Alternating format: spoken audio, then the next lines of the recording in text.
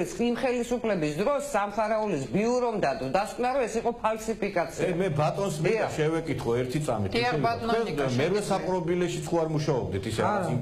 არ მუშაობ. არა, იმიტომ რომ ინფორმაცია გადავხედე მე და თქვენ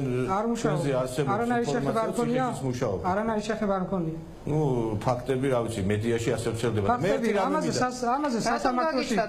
ამაზე მედიაში წერია მაკადა ეხა ის განაჩენი ეხა მე მინდა დავეთანხმო ნანას იცით რაშია თქვენ შეიძლება არ ციცოდით ეს იცით თქვენ ეხა არ ვიცი რა კონფლიქტი მოგივიდათ მაგრამ რაც არ უნდა მოგივიდეთ და ეხა თქვენ თუ კანონმორჩილი ადამიანი ბრძანდებით არ შეიძლება ჟურნალისტზე ხელის აღმართვა თქვენ სისხლის სამართლის კოდექსის შესაბამისი მუხლი დევნის მუხლით ახათ გასამართლებული და განაჩენი არსებობს და უხერხული არის ხოთა ეხა იცით ერთი წამით მე გისმენდი თქვენ და თქვენც მომისმინეთ რა მე ვფიქრობ რომ სწორედ არის სახე დღევანდელი გადაცემა იმისა რომ ისეთი ადამიანები უჭერთ ნაციონალურ მოძრაობას სმენიათ რომ უეცარი აღელვების ნიადაგზე ხო როდესაც არა განაჩენი ნახევარ მეტრში ჯერია ადამიანი და დედას გავინეთ ხო არ შეიძლება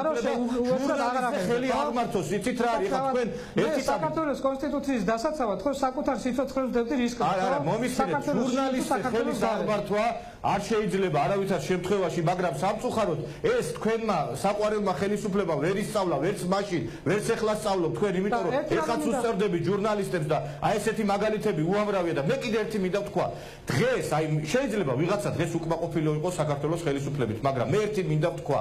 ვინც კი დღეს ნაციონალური მოძრაობის აი ესეთი იდეებით არის ახსავსე და აპირებს რომ ხელი ხმა მისცეს ნაციონალურ მოძრაობას ის აძლევს სამომავლოდ თავისივე თავის გაუპატიურებას ხმას იმიტომ რომ ამ ადამიანებმა ნახევარი საქართველოს ამის გაუპატიურეს ციხეები აავსებს ეხლა ჩვენ ხშირად საუბრობთ რეპრესიებზე 37 წლებზე 27 წელზე მეტი არის ხო რაც გააკეთეს ამათმა თქვენ გონიათ ნაკლები გააკეთა სააკაშვილის რეჟიმმა ვიდრე ის 37 წლებში გააკეთა იმ რეპრესიების დროს და მე ვფიქრობ რაღა უნდა ვანახოს საზოგადოებას არაერთი ჩანაწერი ვნახეთ ეხლა რაღაცა კორცხელზე საუბრობს ვაჟბატონი რა კორცხელი იმ კორცხელზე ადამიანები გასამართლებული არიან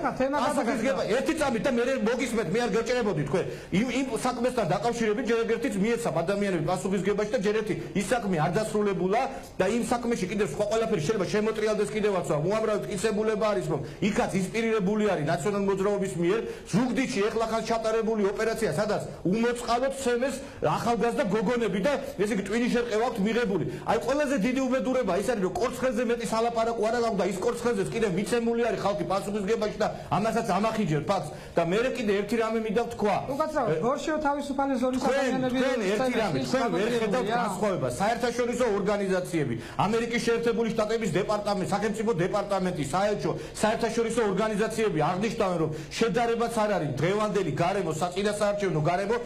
წინა წლებთან ჩატარებულ არჩევნებთან დაკავშირებით და აქედან გამომდინარე ახლა ხარვეზები და პრობლემები რომ არის კი ბატონო არის ბატონო ნიკა აბა რატომ არის სულ ეს მოლოდინი რაღაცა გარკვეული ამ არეულობის დესტაბილიზაციის აი ესეთი განცდა რატომ აქვს საზოგადოების ნაწილს ეხლა თქვენ ჟურნალისტი ხარ არაერთი ჩანაწერი გავცელდა რომ ის ავთენტურება დადასტურებულია უკვე თავიდან გაიხსენეთ რა ჩანაწერი გავცელდა გვარამიასა და სააკაშვილის შორის სადაც ორსული ქალის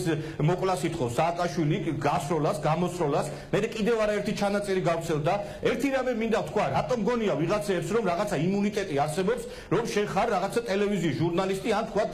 რეალურად ტელევიზიის მეპატრონე თუ დირექტორი ჩვენ ყოველდღე ვხედავთ რომ